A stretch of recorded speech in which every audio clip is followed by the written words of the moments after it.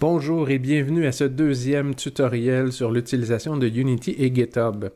On va parler de notions intermédiaires dans cette vidéo.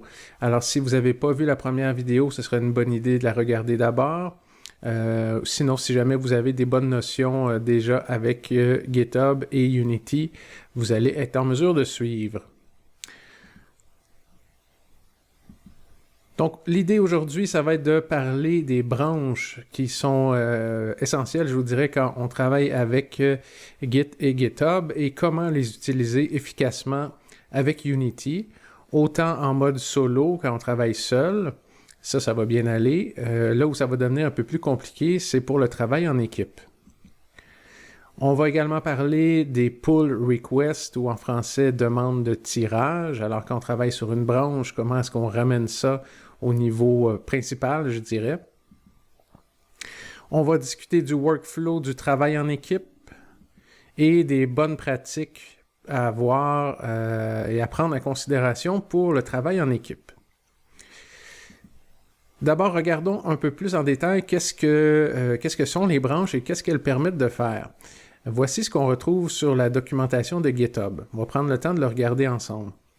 Alors, vous pouvez utiliser les branches pour tester sans risque les changements apportés à votre projet. Les branches isolent votre travail de développement des autres branches du dépôt. Par exemple, vous pouvez utiliser une branche pour développer une nouvelle fonctionnalité ou encore pour résoudre un bug. Vous créez toujours une branche à partir d'une branche existante. En règle générale, vous pouvez créer une branche à partir de la branche par défaut de votre dépôt, la branche main.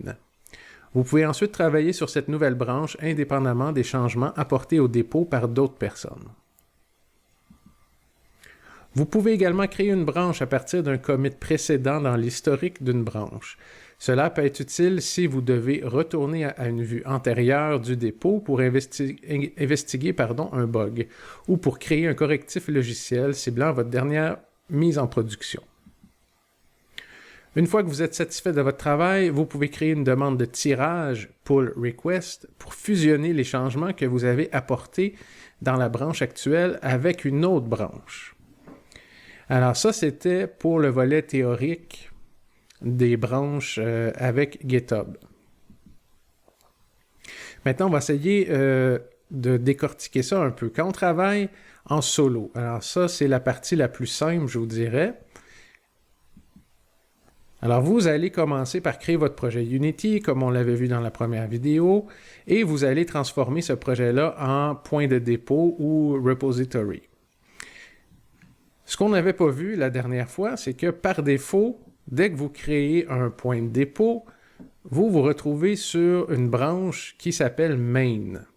Je peux vous le montrer ici. Alors, vous voyez que j'ai un nouveau repository, un nouveau point de dépôt qui s'appelle Unity et GitHub partie 2, et je suis présentement sur la branche principale.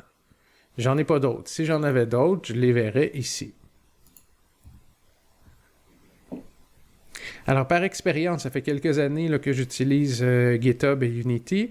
Pour des projets simples, il se peut que vous travaillez uniquement sur cette branche-là sans avoir à créer de branches supplémentaires. Cependant, dans certaines circonstances, ça peut être utile. Alors, on développe notre projet, on fait des commits, des push, et à partir d'un certain moment, dans le développement ici, j'ai une nouvelle idée en tête que j'aimerais développer, mais je ne suis pas sûr de mon affaire. Alors, plutôt que de travailler sur la branche principale, de continuer ma progression sur la branche principale, je vais me créer une nouvelle branche. Elle est représentée ici par le rectangle bleu. Alors, la branche va être au départ une copie identique de ce qui se trouvait juste en haut ici. Alors, on crée une copie identique sur une nouvelle branche. Et on va pouvoir continuer notre développement, donc mettre en place notre nouvelle idée, tout en préservant ce qu'on avait ici sur notre branche principale. On continue. Alors, le développement de la nouvelle idée progresse bien. On est rendu à une étape de développement où on se dit, ben, cette idée-là, je la retiens ou je ne la retiens pas. Les deux possibilités sont là. Si vous décidez de ne pas retenir l'idée, à ce moment-là, vous pouvez carrément supprimer cette branche de développement-là et vous revenez à votre point de départ de la branche principale. À partir de là, vous pourriez créer une autre branche pour une autre idée, par exemple. L'autre cas de figure, votre idée vous plaît, vous voulez l'intégrer à votre branche principale, c'est possible de la ramener. Donc, de prendre le développement qu'on a fait sur cette branche-là et de l'envoyer sur la branche principale. Pour ce faire, il faut faire un pull request ou une demande de tirage. Et là, une fois qu'on a fait ça, on va... en fait, c'est GitHub qui va nous dire est-ce qu'il y a un conflit? Est-ce que le merge, en bon français, est possible? Généralement, quand on travaille en solo, et si on a vraiment suivi toute cette structure-là, ça devrait bien aller, on ne devrait pas avoir de conflit, et on ramène les modifications ici. À partir du moment où c'est fait, que le pull request a été effectué avec succès, vous pouvez supprimer cette branche-là, mais vous pouvez également la garder, c'est à votre discrétion, parce que quand vous gardez une branche, bien, vous êtes toujours en mesure de revenir en arrière dans votre développement, illustré ici là, par les cercles noirs. Je pourrais revenir n'importe où ici. Donc ça, c'est le premier cas de figure. Le deuxième cas de figure, on continue notre développement sur la branche principale. Tout va bien. Et là, oups, on a un bug. Alors souvent, quand on a un bug dans Unity, un bug majeur, on s'entend, on ne sait pas si les modifications qu'on va faire, les tests qu'on va faire vont faire exploser notre projet ou vont vraiment nous aider à résoudre le bug. Alors, on ne veut pas faire exploser le projet. Qu'est-ce qu'on fait? On se crée une branche. Alors, copie identique du point de développement ici qu'on amène sur une branche. Et là, on tente de résoudre le bug. Ça ne fonctionne pas. Alors, un cas de figure où ça ne fonctionne pas, on a effectivement fait exploser le projet. Ben, c'est pas grave, on n'a qu'à supprimer cette branche-là et on s'en crée une deuxième à partir de notre point d'origine et on recommence à chercher notre erreur, on avance dans la progression et finalement, on réussit à résoudre le bug ici. Qu'est-ce qu'on fait à ce moment-là? Ben, on va ramener le résultat sur notre branche principale avec un pull request. Donc, vous avez illustré dans ce schéma-là 2 cas typiques d'utilisation des branches. Concrètement, ça va ressembler à quoi? Alors, vous voyez que j'ai mon projet Unity, comme je le disais tantôt. Je vais faire mon commit ici. Là, j'avais importé des arbres. Alors, je vais faire mon commit et je vais faire mon push aussi. On envoie ça sur le serveur.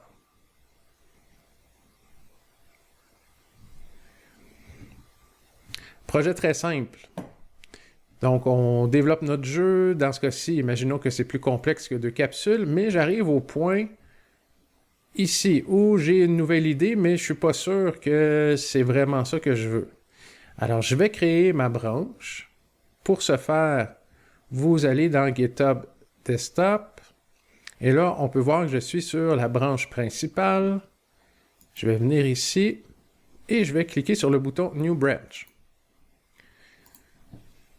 On va appeler test ajout décor. On crée la branche. Et on peut voir maintenant qu'on est sur notre branche test ajout décor. Et j'ai également ma branche principale.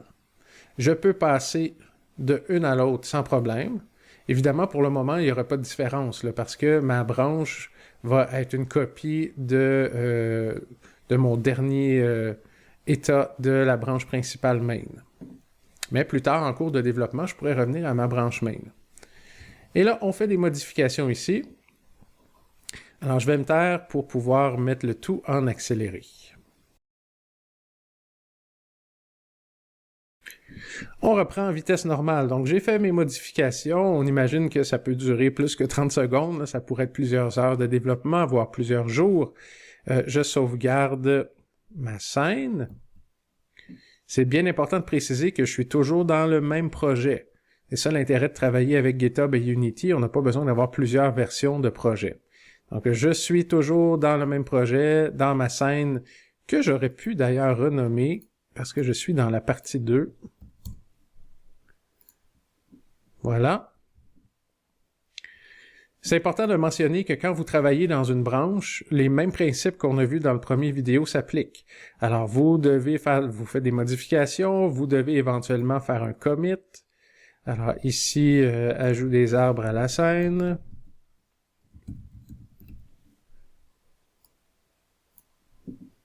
Je peux publier ma branche. Donc, vous voyez qu'il n'y a pas de modification. La seule, c'est qu'on est maintenant sur une branche. Je reviens à mon image ici. On n'est plus ici. On n'est plus dans notre branche principale. On est à quelque part dans notre branche de nouvelle idée.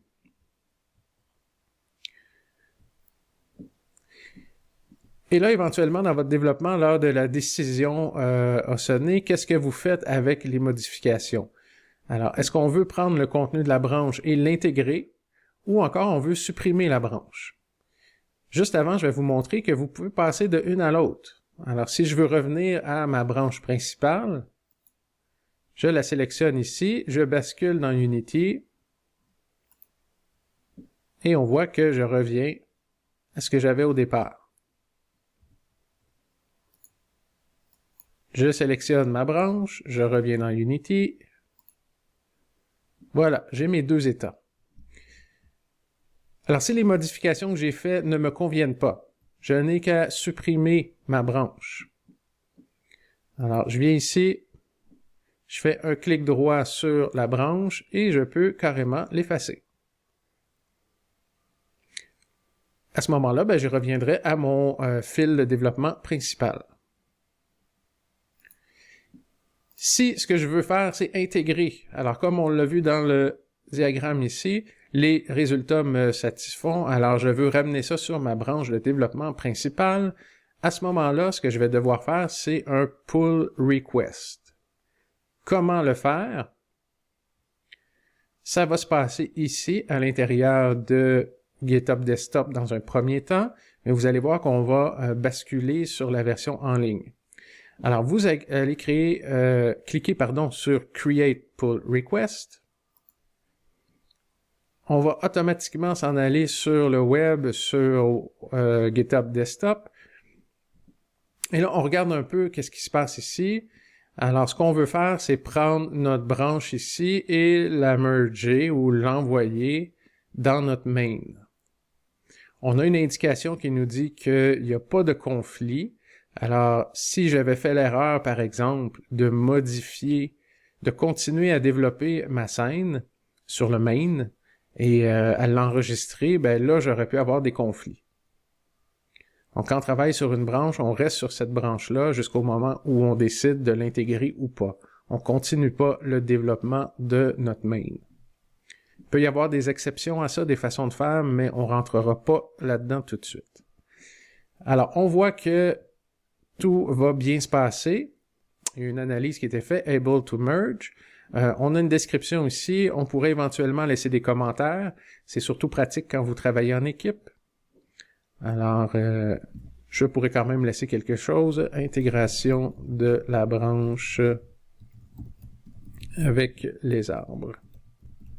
Tout simplement, on appuie sur Create Pull Request.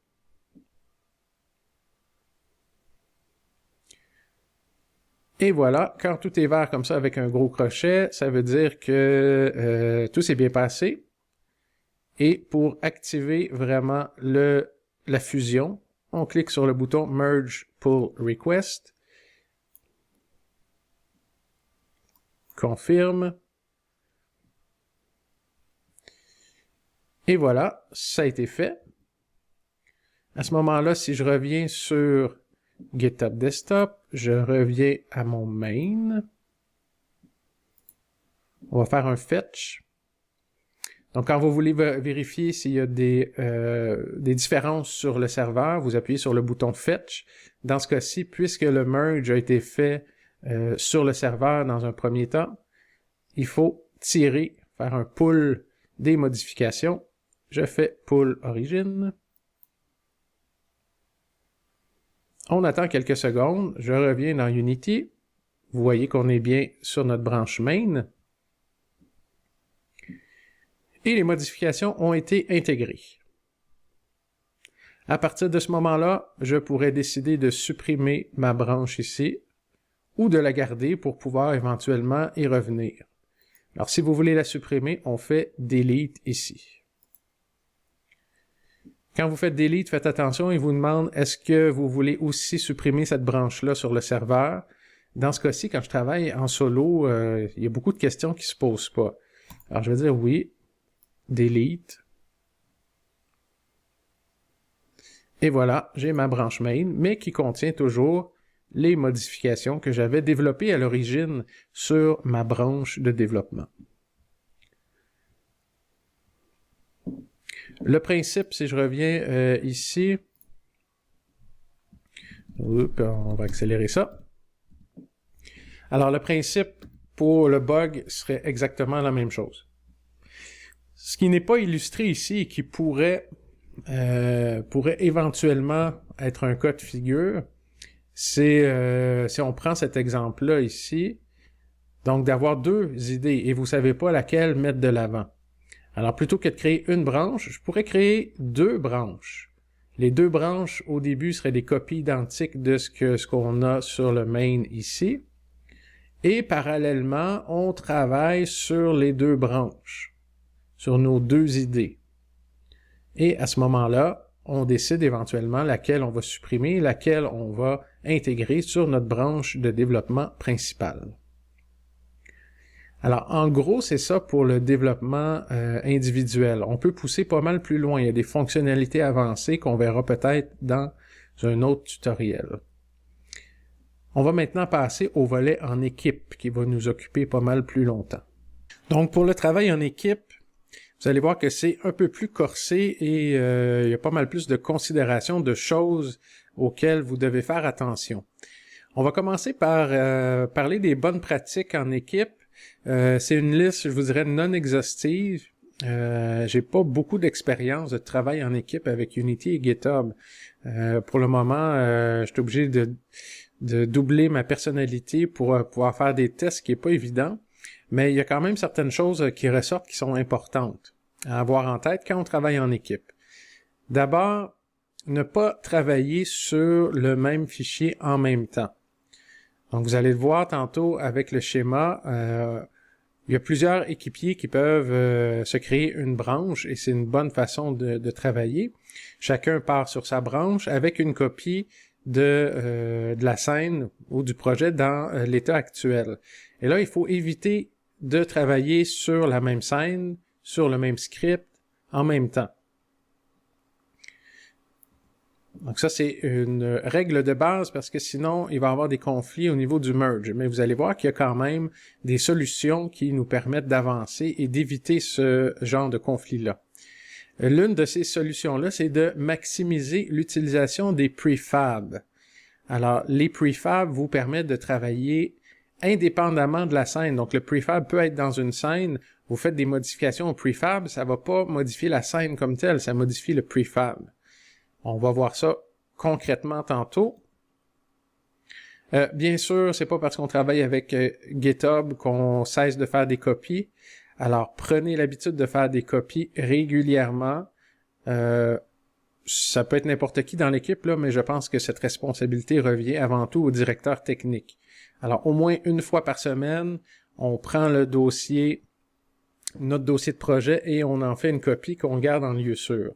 Alors, même si on peut revenir en arrière avec GitHub, si jamais il y a un problème, si jamais on se retrouve avec un merge qui n'a pas été bien fait et qu'il y a des choses qui disparaissent, ben, on peut retrouver certains éléments avec nos copies de sécurité. Utiliser différentes scènes pour le développement, plus combinaison des scènes. Alors ça aussi, c'est une des stratégies qu'on va voir en détail tantôt. Mais chaque personne, chaque développeur qui s'en va développer de son côté va se créer une branche et ne va pas généralement travailler sur la scène principale. Une des bonnes façons de faire serait de se créer une copie de cette scène-là, si jamais il y a des éléments dans la scène principale qui doivent être présents là, pour notre développement. On se crée une copie. et on développe sur cette scène-là. L'autre possibilité, c'est vraiment une fonctionnalité qui n'a pas besoin des éléments qui sont déjà sur la scène, ben, c'est de travailler carrément sur une nouvelle scène.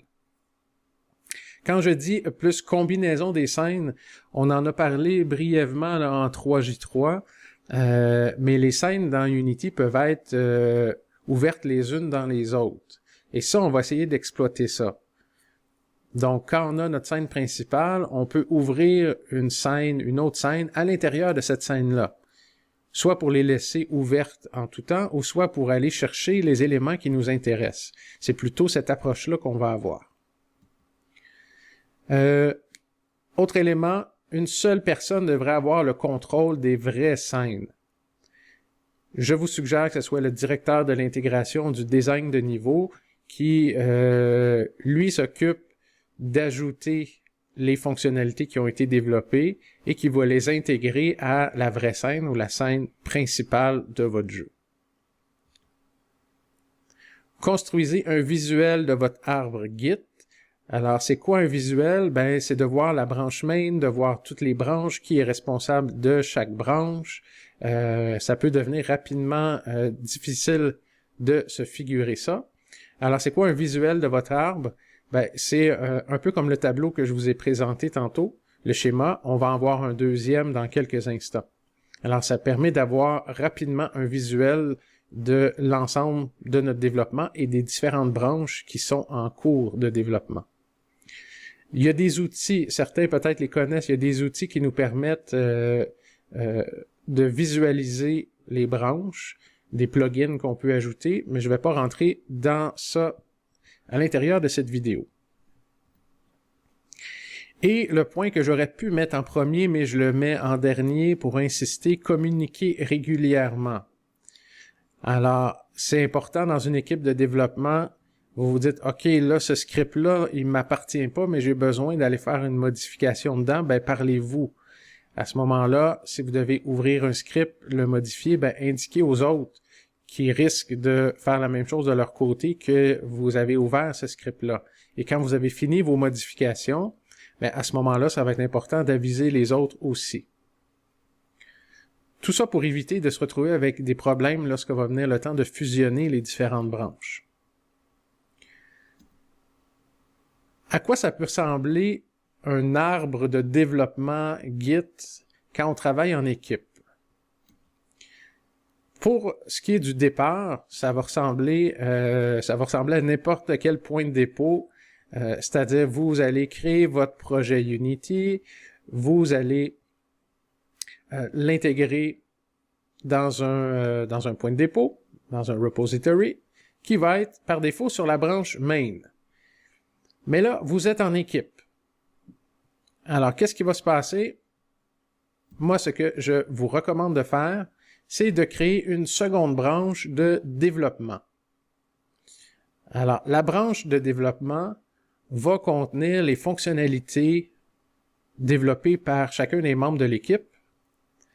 Donc, ça va être intégré à la branche développement. La branche main, elle, va contenir seulement les versions, les jalons, je vous dirais, ou les releases de votre projet. Dans le cas qui nous intéresse, ben, sur la branche main, on pourrait avoir le point de départ, on pourrait avoir la fin du sprint 1, la fin du sprint 2, etc. Mais toutes les autres étapes de développement, on va les intégrer sur notre branche dev ou développement. Alors, j'ai mon projet au départ, j'en crée une copie sur la branche. Donc, je me crée une branche de développement. Et à partir de ce point-là, ben, chaque membre de l'équipe va créer sa propre branche. Ça va ressembler à ceci. Donc, pour le moment, Bob et Jane ont créé chacun leur branche. Ça va être important de donner un nom significatif à vos branches. Moi, ce que je vous recommande, c'est d'intégrer le nom de la personne qui est responsable de cette branche-là et également d'avoir une idée là, de la fonctionnalité qui va être développée sur cette branche-là. Donc, ici, Bob crée sa branche, Jane crée sa branche, qui sont au départ des points identiques de notre développement ici et par le fait même du main aussi. Parfait. Alors, nos deux amis développent. Jane, rendue ici, a un problème et elle sollicite l'aide d'un troisième coéquipier qui s'appelle Jack. Alors Jack, à partir de ce point-ci, de l'endroit où Jane est rendue dans son développement, il peut créer une branche qui va être une copie, identique au départ, de là où est rendue Jane. Pendant ce temps, Bob, lui, continue son développement et il arrive à la fin de la fonctionnalité qu'il souhaitait développer. Alors, une fois que c'est fait, qu'est-ce qu'on fait? On veut ramener le tout à notre branche de développement. Il va créer un pull request et puisqu'on est en équipe, normalement, ça ne devrait pas être Bob qui va s'occuper de faire les vérifications nécessaires à la fusion de sa fonctionnalité à la branche de développement.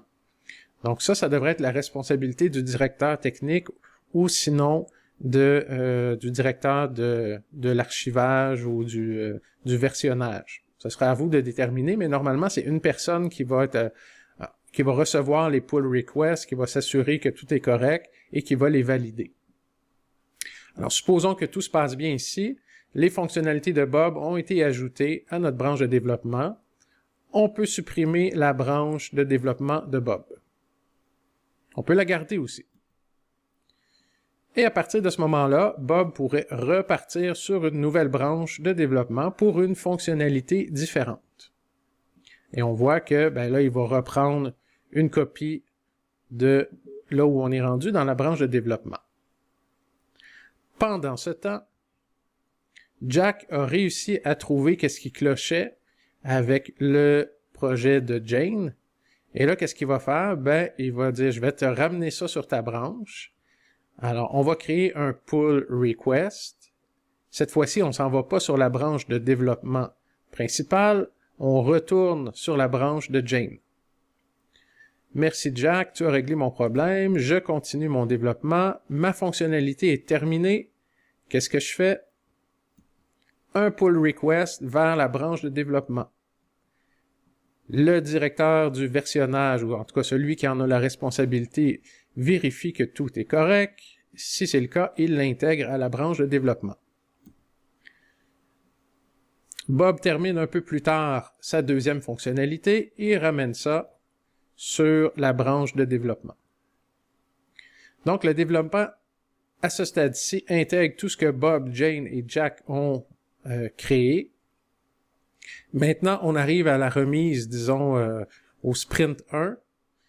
Notre directeur technique, le responsable du versionnage s'assure que tout est correct et on va faire un pull request pour ramener le tout sur notre branche de développement principale. Et on repart sur le même principe pour le deuxième sprint. Alors, j'aurais pu créer un rond noir ici, mais on suppose que tout a été bien fait ici. Alors, à partir de là où on est rendu dans notre branche de développement, on recrée des branches pour chaque développeur.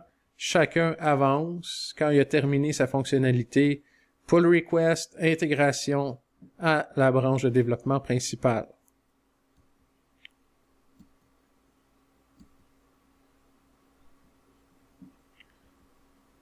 Et c'est la fin du sprint 2. On repart pour le sprint 3. 2 branches ont été créées. Quelque chose qui pourrait être possible éventuellement, les 2 branches ici qui ont été créées. Alors cette Jane ici qui a terminé une fonctionnalité, plutôt que de la ramener dans la branche de développement principale, pourrait la ramener dans la branche de Bob directement en prenant certaines précautions qu'on verra de façon plus détaillée avec un exemple concret. Donc, on intègre ici ce que Jane a développé. Bob continue, finalise son développement, pull request dans la branche de développement principale. On s'assure que tout est beau et on envoie ça dans notre branche de développement principale. Alors, vous voyez que c'est pas mal plus compliqué, que les risques d'erreurs sont plus grands. Ces erreurs-là, on va les éviter en ayant une méthodologie claire et précise pour chaque membre de l'équipe. Donc, ça va être important d'établir ça, je vous dirais, de l'écrire aussi. Écrire quoi? Ben, quand vous créez une branche, comment est-ce que vous nommez cette branche-là? Quand vous créez des prefabs propres à cette branche-là, comment est-ce que vous les nommez? À l'intérieur de quel dossier est-ce que vous les déposez, etc. Donc ça, c'était pour la théorie, je vous dirais. Maintenant, ce que je vais faire, et je vais le faire dans le cadre d'une troisième capsule vidéo, c'est un exemple concret. Je vais pas me transformer en Bob, Jane et Jack, là, mais disons que je vais faire Mathieu et Joe. Alors, je vais jouer le rôle de deux personnages qui développent en utilisant une structure semblable à celle-là. Mais vous allez voir que ça implique quand même pas mal de choses. C'est une vidéo qui va être longue. Alors, on va s'arrêter ici pour la théorie et on va reprendre pour la pratique dans une nouvelle capsule. À bientôt!